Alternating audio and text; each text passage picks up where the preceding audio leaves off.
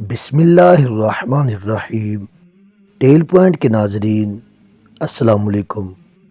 21 رمضان المبارک ایک ایسے شخص کی شہادت کا دن ہے جس کے متعلق حضور اکرم صلی اللہ علیہ وآلہ وسلم نے فرمایا کہ علی کا چہرہ دیکھنا عبادت ہے، جس کے متعلق فرمایا علی کو مجھ سے وہی نسبت ہے جو موسیٰ کو ہارون سے تھی، سوائے اس کے کہ میرے بعد کوئی نبی نہیں، جس کے متعلق فرمایا علی مجھ سے ہے اور میں علی سے ہوں، جس کے متعلق فرمایا علی حق کے ساتھ ہے اور حق علی کے ساتھ ہے، جس کے متعلق فرمایا جس کا میں مولا اس کا علی مولا، جس کے متعلق فرمایا جس نے علی کو ستایا اس نے مجھے ستایا، جس نے علی سے دشمنی کی اس نے مجھ سے دشمنی کی، جس کے متعلق فرمایا اے علی مومن کے علاوہ کوئی تم سے محبت نہیں کر سکتا اور منافق کے علاوہ کوئی تم سے بغض نہیں رکھ سکتا، جس کے متعلق فرمایا میں علم کا شہر ہوں اور علی اس کا دروازہ، جس کے متعلق فرمایا اے علی دنیا و آخرت میں تم میرے بھائی ہو، اور غزوہ ذات العشیرہ کے موقع پر حضرت علی ابن ابی طالب علیہ السلام سے نبی کریم صلی اللہ علیہ وآلہ وسلم نے فرمایا تھا اے ابو تراب کیا میں تمہیں دو بدبخت ترین آدمیوں کے بارے میں نہ بتاؤں؟ آپ نے عرض کی ہاں یا رسول اللہ صلی اللہ علیہ وسلم۔ آپ نے فرمایا پہلا شخص قوم سمود کا اہیمر تھا جس نے حضرت صالح علیہ السلام کی اونٹنی کی ٹانگیں کاٹی تھی، اور دوسرا شخص وہ ہے جو اے علی تمہارے سر پر وار کرے گا یہاں تک کہ تمہاری داڑھی خون سے تر ہو جائے گی۔ کون تھا یہ بدبخت شخص؟ یہ شخص عبد الرحمن بن ملجم خارجی تھا جو جنگ نہروان میں اپنے مقتولین کا بدلہ لینا چاہتا تھا۔ جنگ نہروان کا پس منظر ہم پھر کبھی بیان کریں گے۔ واقعہ یوں ہے کہ محمد بن حنفیہ جو کہ رمضان المبارک میں اکثر کوفہ کی جامع مسجد میں شب بیداری کیا کرتے تھے، وہ کہتے ہیں کہ شب بیداری کے بعد صبح فجر کے وقت حضرت علی رضی اللہ تعالیٰ عنہ کی آواز آئی کہ نماز کے لیے اٹھو۔ مجھے معلوم نہیں کہ انہوں نے یہ آواز مسجد کے اندر آ کر دی یا مسجد کے باہر سے ہی، لیکن وہ کہتے ہیں کہ جو ہی میں نے یہ آواز سنی ساتھ ہی میں نے ایک تلوار کی چمک دیکھی، پھر یوں لگا جیسے کوئی چیز دروازے سے ٹکرائی ہو، اور اسی لمحے ایک اور چمک نظر آئی، اور تلوار چلانے والے نے کہا حکم صرف اللہ کا ہے۔ اس کے بعد مولا علی کی آواز آئی کہ اس شخص کو پکڑو یہ جانے نہ پائے۔ پھر مسجد میں موجود میرے علاوہ جو باقی لوگ تھے سب اس کی طرف دوڑ پڑے اور اسے پکڑ کر کوفہ کی مسجد کے ستون سے باندھ دیا گیا۔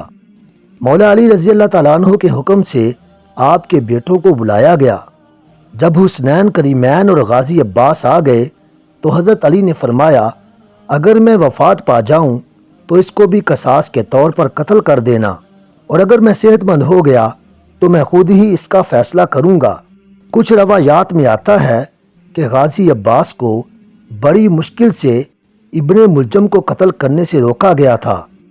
یہ ملعون ابن ملجم کون تھا؟ یہ ایک خارجی تھا جو مصر سے صرف مولا علی کو قتل کرنے کے ارادے سے آیا تھا۔ جب یہ کوفہ پہنچا تو بنی تمیم کے کچھ لوگوں سے ملا جو جنگ نہروان میں قتل ہونے والے اپنے رشتہ داروں کا ماتم کر رہے تھے۔ ان میں ایک حسین و جمیل نوجوان عورت بھی تھی، تاریخ میں اس کا نام حستام یا قتامہ بیان ہوا ہے، اور جس کا بھائی اور والد بھی جنگ نہروان میں مارے گئے تھے۔ ابن ملجم اس عورت کو دیکھ کر اپنے ہوش و حواس کھو بیٹھا۔ جب قتام کو اس بات کا علم ہوا اور بات شادی تک پہنچی تو اس نے کہا میں شادی ایسے شخص سے کروں گی جو حق مہر میں 1000 درہم، ایک غلام اور علی کا سر لا کر مجھے دے گا۔ ابن ملجم تو پہلے ہی اسی کام کے لیے آیا تھا، سو اس نے ساری شرائط قبول کر لی۔ قتامہ نے اپنے قبیلے کے 2 آدمی شبیب بن حجرہ اور وردار بن مجاہد بھی اس کی مدد کے لیے اسے دیے۔ رخصت کے وقت قتامہ نے ان تینوں کے سروں اور بازوؤں پر ریشمی پٹیاں باندھی اور ابن ملجم ملعون کو تلوار بھی دی جو زہر میں بجھائی گئی تھی۔ پرانے وقتوں میں جب کسی ایسے شخص کو قتل کرنا ہوتا تھا جس کو قتل کرنا مشکل ہوتا تو تلوار یا خنجر کو کچھ دن زہر میں رکھا جاتا جس سے وہ زہر آلود ہو جاتا تھا۔ تو قطامہ نے بھی ایسی ہی زہر آلود تلوار ابن ملجم ملعون کو دی۔